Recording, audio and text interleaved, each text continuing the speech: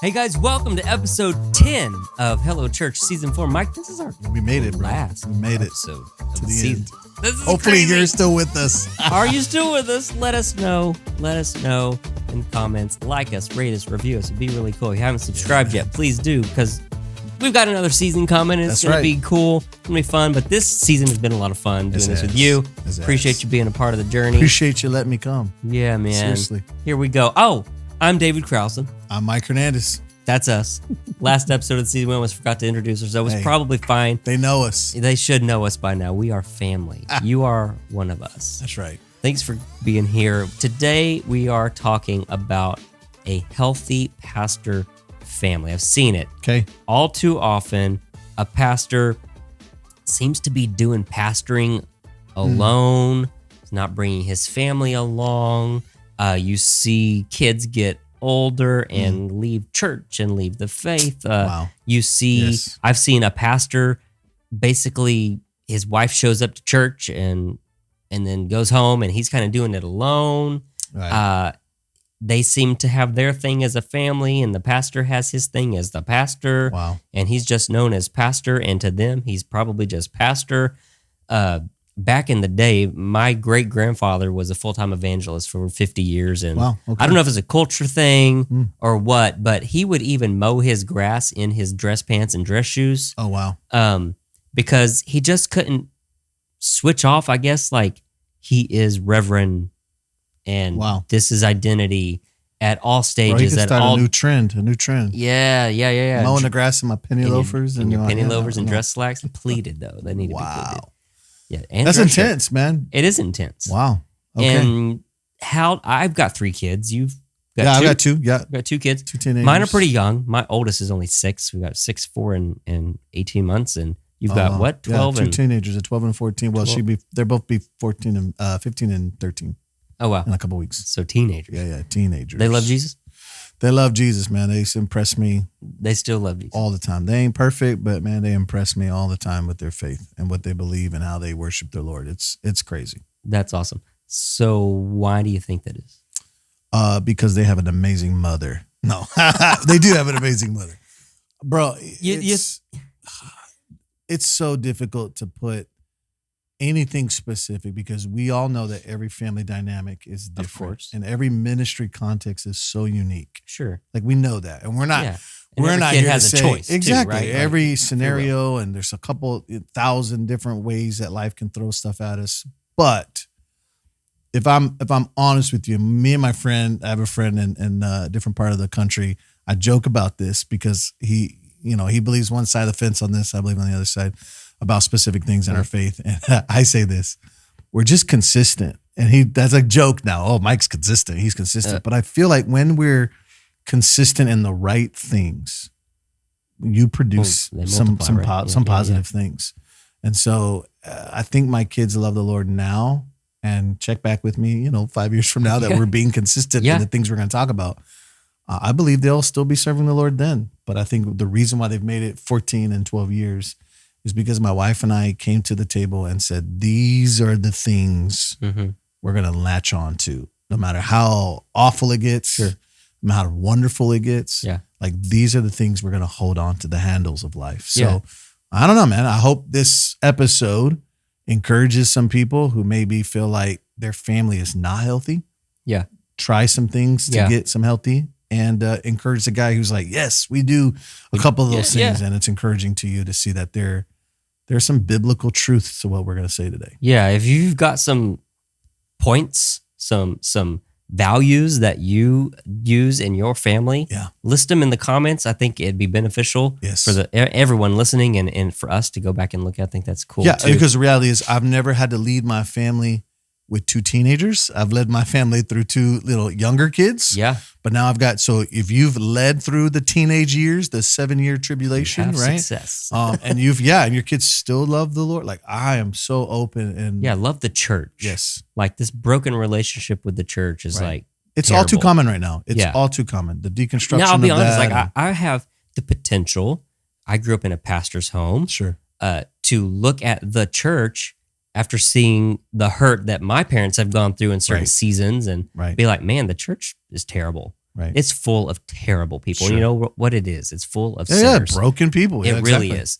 And if you can separate the church, like people, from God, and that's just people. That's just people, and that's what. If you can separate those two things, you be okay. Yeah, and be that's like, good. that wasn't God. That Yes. was just a human. Some of the stuff we'll talk about is going to be super helpful for those that still have families at home. Mhm. But there may be several of you watching, and it's just you and your spouse, or you're a single person. I still think all of what we're going to talk about Sure. is valuable either way. So you got 5 keys I got that 5 you things use. that we have tried to implement to the best of our ability. Yeah. God's grace, the Holy Spirit, all Yeah. of the whole Trinity working with us to get this out. All the powers. Yeah, that but be. we've there's 5 things that we have said as a family Okay. that we're going to hang on to as we navigate ministry. Okay. Let's And go. this Number one. first one is always going to be the critical one, top one on top of my list. Those first ones are always important. And it sounds super trite and super simple, but I got to say it and I got to mean it. And that is, we as a family, first me as a pastor, dad, husband, individual, I'm going to seek God. It's got to be personal for me. Sure. It can't just be a job. You can't just be going through the You motions. can't just be going through the motions. Your kids will be the first ones to see. That's so inconsistent. Yeah. He's on the platform saying this. He looks this one way. and He's then- on the he's in the house and he's completely like they're the first. Your family are the first ones to see the inconsistency in that. And so for me, it's we got to lead and we've got to live out of life of overflow with our relationship Yeah. with the Lord. And that can sound preachy, but hello, I'm talking to pastors, right? Yeah. Like remind us Mhm. our relationship with the Lord has to be on point. Yeah, for you, Yes. not for your church. That's right. For For you. me, if it's not me first overflowing out onto them, then what I'm giving to them is just it's leftover junk. stale bread, right? It's When you tell me stale you bread. do like the first 15-minute thing? Yeah, that was something that we learned from another ministry, and we've been implementing it for several years now. And I'm telling you, it's changed the dynamics in our family. First 15 minutes, first 5 minutes, I read my word. Second 5 minutes, I'm worshiping or listening to worship music, and the last thing is I'm praying. And Okay. so that's 15 minutes, 5. And my whole family has adapted this, and Wow. they are doing this. Yeah, even my teenage son, who's all about video games and music, and that's his world too. Yeah. Like and I'm reminding him, it's not something that he just does right now natural. It's still a reminder, Yeah, right. but he does it. And That's man, he has told me, like, Dad, this helps my day when it gets Yeah. difficult. So, yeah, just seeking the Lord. I know, we try not to get into too many of church issues and stuff, but I recently watched a podcast or watched an episode of a church that if I mentioned, you would know, walking through some pretty gross stuff. Yeah. And I watched the pastor who had the fallen moral failure say these words, and it has rung with me, dude. It has sat with me. He said, "You don't want to be in my seat." That phrase of like, man, he had gotten so disconnected from his personal relationship with the Lord. Wow. He was just going through the motions. It all just become a job to him. And it was that disconnect that caused the ripple effect in his family and his ministry. Broke everything down. Broke everything. And I'm like, okay, Lord, I want to make sure that that's correct, that's healthy in me. Yeah. So I call that just the value of seeking God. Like I'm going to be a seeker of him. Yeah. That value is one of the highest values in my personal life. I love that. And I'm going to leave my gotta family be a there. priority. I'm going to leave my family there. right? Everything else hinges on it. That's right. Everything else hinges on it. Overflow of my heart. Everything comes out of that. So my heart's got to be good. Okay. Second thing that I do, or that we try to cling to as a value in our family, is the value of fighting fair. If I'm going to be Like, healthy, within your yeah, family. within my family, like and knowing, Specifically spousal. yeah, exactly, you- spousal, you and, know. and even my children. We were talking earlier, and I said this, like I know that the best time to not correct my son is after I preach 3 messages on Sunday, come home, I'm exhausted. That's not the time to walk into my Not son's getting room the and go, best "You didn't version." take the trash out." They're not getting the best version. That's not fighting fair for him. Yeah. And so it's learning how to fight fair. And there's great resources out there about what fighting fair Okay. means. And I just go after that. But that's got to be one that we, as husband and wife, yes, it starts there because the kids watch us, Yeah. right? They're Can watching bring how all we. sorts of things, though. Yeah, I get back and Happens wrong. there's another rule that we have. Like my wife and I don't argue in front of our kids. Like Yeah, we sure. go behind closed doors. And my kids, when we start to feel it, and they'll look. It's so different because they're older now. Yeah. When they were younger, but now that my were son will oblivious, come yeah. look at me like they're about to fight, and I know, okay, we'll go behind closed doors. But here's the other thing about My the parents church. always did that for us. Yeah, right. Yeah, we never saw them at each other. Never. That's such a cool. This in today's culture where it's like I have the right to fight. I'm going to fight because I deserve to fight. Sure. right? It's just different and it's backwards, and I like it that it's different and backwards from the world. But the other thing is we don't fight about. They don't hear me really talk bad about the church, and I know that's different. They shouldn't. But we're very careful about not blasting people that are going through it in front of my children. Yeah. Because, man, I want them to think the church is perfect. I want them to think the church is the bride of Christ and is, guys, no blemish. Yeah. Now, they're smart enough to know, that guy chewed my dad out last week in the parking lot. Yeah. They're getting wiser as they're older. But we've even just created that boundary in our family that we're not going to be sitting at the dinner table going, hey, don't you think that person that sits in the third row who worships weird is, annoying? Like, we just don't do that. We just don't talk about people or the ministry with our kids in a negative light. Yeah. Matter of fact, in the opposite direction, they just celebrated us. People, right? They just celebrated us as the pastors of 5 years a few weeks ago. And they get gift cards and stuff. And someone gave us a gift card. And I looked at my son and I said, look, I'm buying you this, whatever it was. I forget what it was. Maybe it was a game or something.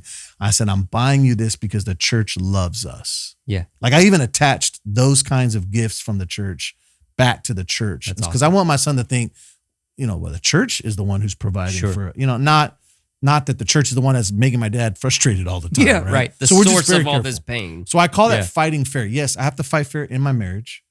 I have to choose when and to know the signs of when my wife needs. My wife is my wife is a quality time and a gifts person. Yeah.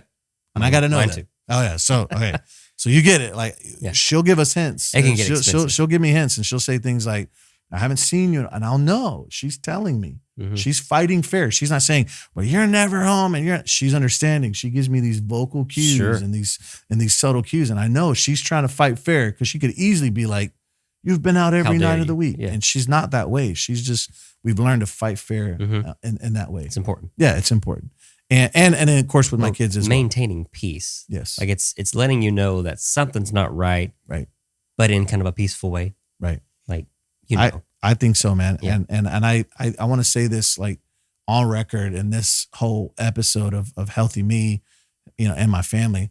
Like, if I don't model fighting fair, then my kids will. How are they going to know what it looks like? They don't have a clue. They're going to think that fighting and arguing and divorce is just part of what we do, even though we're called to be different as believers. And that's just part kids of mirror everything. Yeah. I've got very small children, and they have done some things and said some things where I go, wow, that was me, like an ugly part of me that I don't like. And they just did exactly what I do in a situation. They must have seen, And that's... I let my guard down and I did that. Yeah, sure. And that does that not convict our hearts? You go, wow, I'm horrible. Sure. God help me. Help me. Yeah, exactly. And God does. He brings grace. And so if you failed, I would say if we failed at this in the past, like we've blown up in front of our kids and in front of, like, there's redemption, there's grace that can cover the past. But moving forward, just embracing this idea that we're going to fight fair in our marriages. Pause and think. With our kids. Yes. Another one that I think, honestly, is so difficult for leads. Yeah. And this is a family value that I invite you into this conversation. And that is the value of having fun. What? What's that? Bro, I know like so many pastors that are just curmudgeons, dude. They don't know how to they don't know how to enjoy. Joy is a fruit of the Holy Spirit. The joy of the Lord is our strength. It's supposed to be such a critical part of our faith. And that when the world looks at the heaviness of and I know we live in dark times, bro. It's heavy. It's dark out there. It's easy to. The evil is abounding, right? But they ought to look inside the heart of a Christian and see joy and go, that's how are you doing that? Yeah. Right?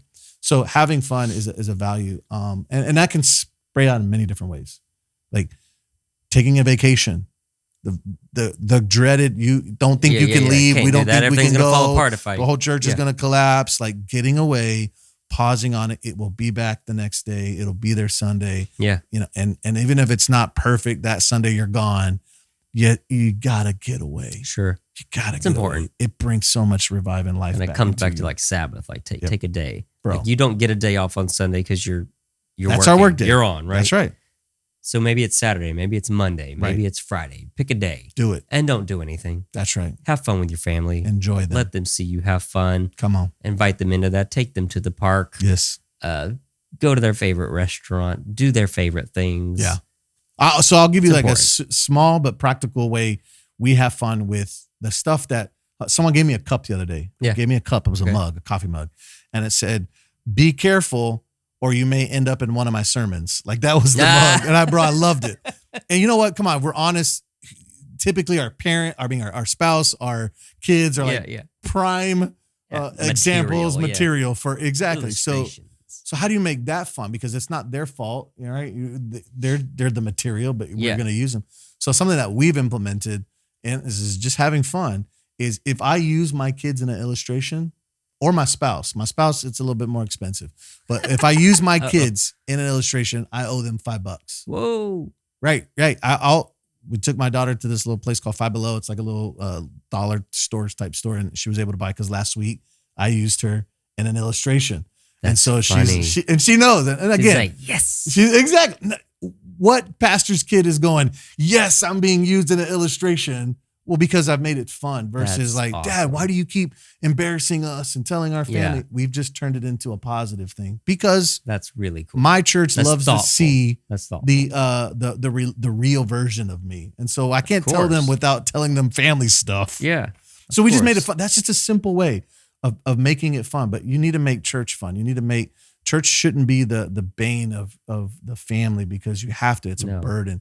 Is it a burden? It is. There is issues. The mantle, right? Exactly. Yeah.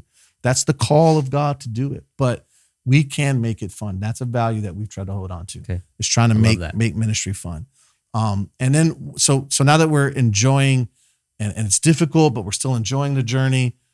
This next one's kind of it's hard, because I know I'm speaking to various different approaches to faith. Okay. And that is the stay pure, the purity conversation. Like that's a value. If the family, how do I say this respectfully? If the family doesn't look any different than the world, what's the attraction to the gospel we have? Like we're called to be different. I mean, I put in my sermon just last week, like we are not to be imitators of the world, but by the renewing of our mind, all that. Yeah. I say all that to say, like, it's a value of us trying to create a healthy church, trying to bring it back to a healthy pastor family. We're the gatekeepers of that. And if we just lay down the guard and let the enemy come in with all kinds of garbage and trash and temptation into our house, bro, it'll mess up our ministries. It'll trickle down into our preaching. It'll make it self-evident in all sorts of ways. So I call us, I don't know, this sounds super weird, but I call us to a level of purity that we've lost in church pastoring, where we sometimes don't look anything like the gospel. We look a lot like the world. Yeah. And that's so I just call. We try to look as close to the world as we can. We do, and we think it's going to be an attractive thing. And again, I'm reminding of this church and this pastor who he's like, you do not want to be here. Yeah. And that's an echo to you and I. Like, we don't want to be the next headline. No, right. I don't want to be on the next your local newspaper. That so-and-so pastor caught and and this inappropriate that, or this fraudulent this. And so I think that stems from seeking God, but it does boil down to, what am I letting as a gatekeeper into my house? Absolutely. What am I letting grows. Little things. It does. And it's the small foxes it's the small stuff. So I would encourage us that we would grab hold of the value of purity in our families. Holiness. Yes. I forgot about that. Holiness. What's being holiness? set apart for God? Like, man. Yeah. And being consistent with that. How can you be if you've allowed all of this other stuff into your life and into your family? Like, how can he really use you if you're not actually set apart for him to use? And we don't say that stuff enough. We really don't. And I get it, because it was abused and turned into fundamentalism. Turned into legalism. Yeah, it did. But there was some truth in that stuff. There was some truth in the fact that we are called to be different. Yeah. And our kids, man, they see that and they watch it. Our family does. Yeah. My granny tells a story. She was in church her whole life, raised in a godly pastor's home and all of these things. And my dad, I think, messing with her one day was like, "Oh, you've never done anything wrong in your life. You're whatever." Yeah. And because they back in the day was the long skirts and the whole thing. Sure. And she said, "Oh no, I had a rebellious time." Uh-oh. And he was like, You had what? She's like, "Oh yeah, I took a drag on a cigarette once." One time. One drag. Oh, that's what you do? Oh, Mom, you're good. Granny's Well, that's a not where it sinner. stops. That's not where it stops. Uh-oh. I wore culottes. Culottes. I had to Google that, like the short long pants. short things or whatever. She wore those, and he's like, "Mom, those aren't sins. It's sin." And she's like, "It wasn't about what I did. It was about the heart. Oh my goodness. It was about the rebellion." Hey, Granny's got something there. And yeah, he's like, "Oh, okay." Yeah. But even that unchecked little bit of rebellion, if she had said, "Oh, it's not a big deal. I can keep down a path," Sure. who knows where she might Who have knows? ended Hey, up. it's a right? slippery It's the slope. small stuff. It's a slippery It's slope. the small stuff. It's Careful. a slippery slope. And I invite us, like we're talking about healthy me. And if I let impurities in here, Jesus said the eyes, Yeah. they're the lamps. Sure. And if this lamp if it's dark on the inside, that whole passage of scripture is so just eye-opening to me, because he mentions the eyes are the windows of the soul. And if the lamps, if the eyes are good, then the body is good. Sure. If the eyes are bad, the body's bad. And he Yeah. says this phrase, and he says, how dark do you have to be to go, I'm okay in my darkness? Like he says, that's pretty dark. Yeah. He said that's where he ends that whole conversation. He's Sure. like, and some of us, we're going through life and we're dark and we think, oh no, it's really light. He's like, no, it's darkness, man. How dark you have to be. Yeah. So I challenge us. I pull us out of this cultural war that we have to, be just like the world to attract people and to grow our churches. No. Oh, right. God called us to be set apart. We're different. We're holy.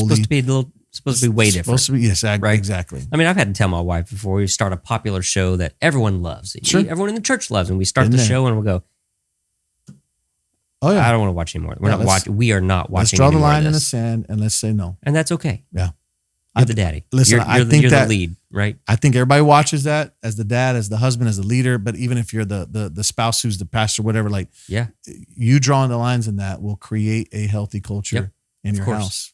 And Of course. so Create a healthy family. then lastly is just kind of the anchor, if you will, that just kind of keeps it all solid and in the ground. And that is that we have a culture of value of never giving up.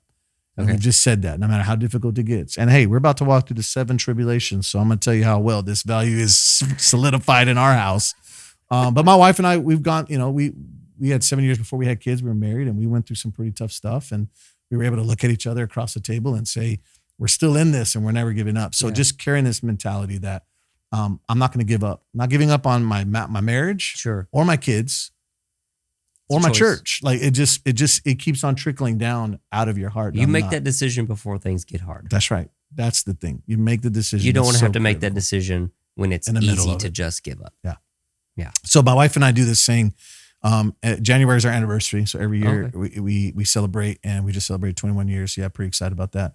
And we look at each other, and she looks back at me, and I ask her the simple question. I tell her, are we still in this? And I don't mean the marriage, because that's a given. We've already made that covenant Yeah, with yeah. each other. But I give her permission to say, are we still doing church ministry together? Oh, so pastoring. I You're do. saying Yeah. you Are still we- want to. Are we still pastoring? Are we still in Okay. this together? And just giving her that ability to know that she's got that. Yeah, it's super freeing. When she says yes to me in January, bro, I can run. I know when it gets tough in the summer, when it gets tough, when we don't have the budget and the staff and Sure. this and that. Like, I know that she's not behind me going, when is he going to give up? When is he going to Please. walk away Yeah. from this? Because Yeah. she said yes and I said yes.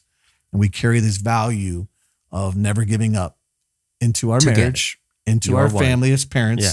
and now as we pastor in our church. And so Yeah. I invite that's just one of those values that I feel like it just anchors it when you're willing to say, yeah, but it's hard to see God right now. Don't give up doing it. Sure. Well, it's hard to fight fair because I'm tired and she's frustrated. Yeah. Never It's give up easy. fighting fair. Yeah, Like it yeah. just kind of anchors all of Sure. them into place where we can just say, Lord, I'm leaning into you. I need your strength. I need your ability to help me do this, but I'm gonna do it and never give up. Love it. Yeah. Just Love to help me. I hope that helps you. If there are things come on, you're a parent of a teenager and you've survived that. Yeah. I want to know. I'm got going to some- add to my list. I'm going to add to my list. Yeah, definitely share that in the comments. Yeah. Because it's going to benefit this guy here in the next year and me in the next 7 Yeah. years or so. It's coming, bro. That's crazy. That's coming. I don't know if I want that to happen. Bro, I didn't want it to happen and it's happening. Yeah. If that was helpful to you, let us know. Please drop some stuff in the comments. Please. We'd love to hear from you. Rate us, review us. It just helps other people find this content too whenever you do that. Subscribe to the Hello Church podcast so you can be notified when new episodes drop. And when our next season drops, be coming up here in the next month or so. But really excited about season 10 of the Hello Church podcast. It was all about the church of 200 or less. That's right. So you found this podcast in general this season helpful to you, share it with somebody you know other pastors, you have fellow pastors and friends that you're in networks with and that type of thing.